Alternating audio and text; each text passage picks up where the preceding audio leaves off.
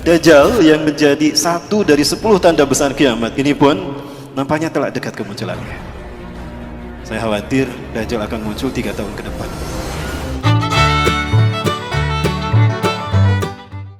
Dajjal ini manusia biasa. Dia manusia biasa seperti kita. Dajjal bukan Fomeo, tapi dia manusia. Dia lahir 100 tahun sebelum Nabi Musa diutus. Dia termasuk al-mumtazirin yang Allah tangguhkan. Tidak ada satupun bidang dalam kehidupan kita, hatta agama sekalipun, melainkan fitnah Dajjal ada di dalam. Karena para pengikut Dajjal, mereka ingin menguasai dunia, melakukannya dalam 3 ranah: simbol, ritual, dan arsitektur. Itu 3 ranah yang disentuh oleh Dajjal. Maka 3 ranah ini tidak pernah terlepas dari sistem Dajjal: simbol, ritual, arsitektur. Salah satu contoh ritualnya, orang-orang Yunani, mereka menyembah Dajjal dengan melakukan pawai obor keliling negeri, menyembah dewa matahari mereka. Ya, dewa matahari mereka bernama Helios. Ya. Penyembahan kepada dewa matahari mereka yang bernama Helios ini dilakukan dengan pawai obor keliling negeri. Begitu sampai di Bukit Olympus, obor tadi serah terima kepada kaisar. Kaisar terima itu. Ketika kaisar pun lari di lapangan di Bukit Olympus tadi menuju sebuah obor besar. Dinyalakan obor raksasa tadi. Maka selama obor raksasa menyala, mereka melakukan atraksi di lapangan tadi. Berbagai macam atraksi. Itulah ritual yang dilakukan di Bukit Olympus, mengagungkan dewa matahari mereka yang dimasukkan ini. Ritual itu kemudian dinamakan Olimpiade. Sampai sekarang hilang tidak ritualnya? Inilah ritual pengagungan iblis dan Dajjal. Itu tingkat dunia. Tingkat benua ada tidak? Ada. Apa namanya? Asian Games. Tingkat nasional? Nah, itu ritualnya. Kita tidak sadar. Dalam bidang arsitektur, banyak dalam berbagai bidang, dalam berbagai bangunan, apalagi bangunan ibadah. Tidak terkecuali masjid, ada simbol Dajjalnya. Kami di Jawa Barat sedang menghadapi. Kenapa demikian? Karena banyak masjid yang bersimbolkan Dajjal. Segitiga adalah sebuah simbol yang kemudian digunakan oleh agama-agama yang lahir dari filosofi agama arti sebagai simbol Tuhan. Jadi agama-agama yang lahir dari filosofi akal budi manusia menjadikan segitiga sebagai simbol Tuhan. Makanya di dalam agama Hindu ada Trimurti, betul? Di dalam agama Buddha ada Tridharma, kitab sucinya Tripitaka. Di dalam agama Kristen ada Trinitas. Nah, segitiga inilah yang kemudian digunakan Firaun untuk menunjukkan eksistensinya sebagai Tuhan. Kita tahu Firaun mengaku tuh Tuhan. Wa ana rabbukumul a'la. Itu kata Firaun di hadapan Nabi Musa dan Harun. Maka dia bangun sebuah bangunan yang dilihat dari 4 arah mata angin, 4 penjuru mata angin itu sama segitiga. Piramida.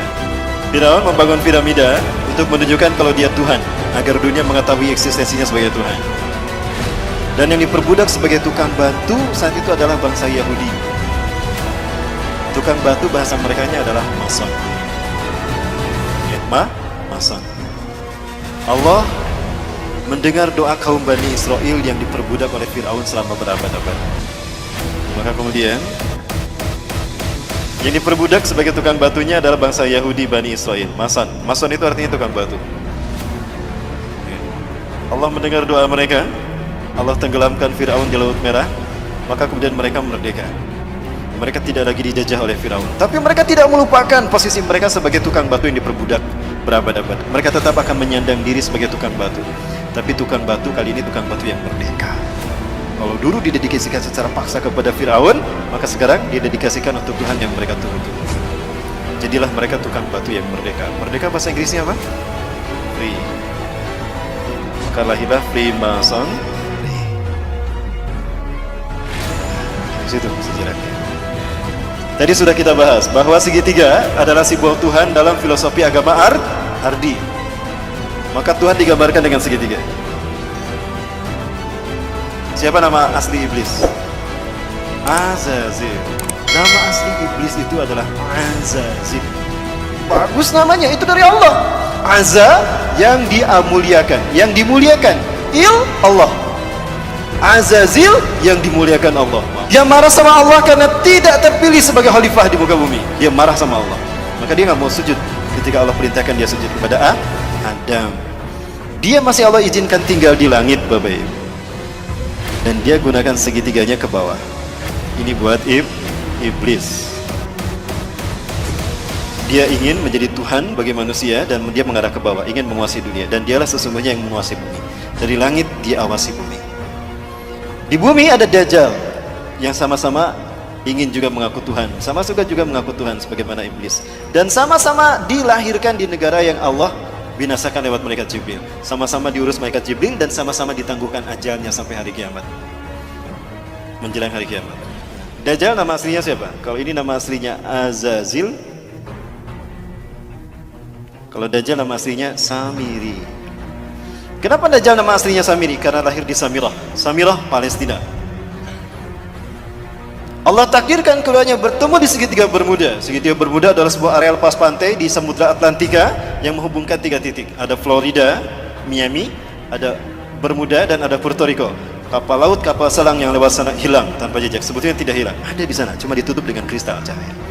Allah takdirkan mereka bertemu di segitiga Bermuda dan mereka menjadi dui tunggal, Tuhan yang satu tampak, yang satu dia tampak, mengaku Tuhan. Bagaimana simbol pertemuan mereka? Maka jadilah simbol pertemuan mereka seperti ini. Betul? Nah, ini filosofi dari mana asal simbol seperti ini. Ini adalah simbol pertemuan iblis dan Dajjal. Inilah pertemuan yang sangat dinikmati oleh Azazil atau iblis. Dia menyeru si Samiri Dajjal. Iblis biasa menyebut nama seseorang itu dari suku kata pertama. Samiri dipanggil Sam. Apa kata iblis? Hari ini adalah hari yang aku tunggu-tunggu sejak aku diturunkan dari surga ke dunia, di mana aku dipertemukan dengan saudara kembarku. Maka panggillah dia oleh kalian sebagai Paman Sam.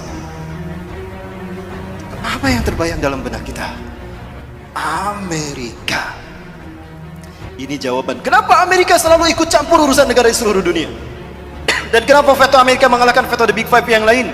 Dan kenapa Amerika selalu ingin menang sendiri dan mengaku sok polisi dunia.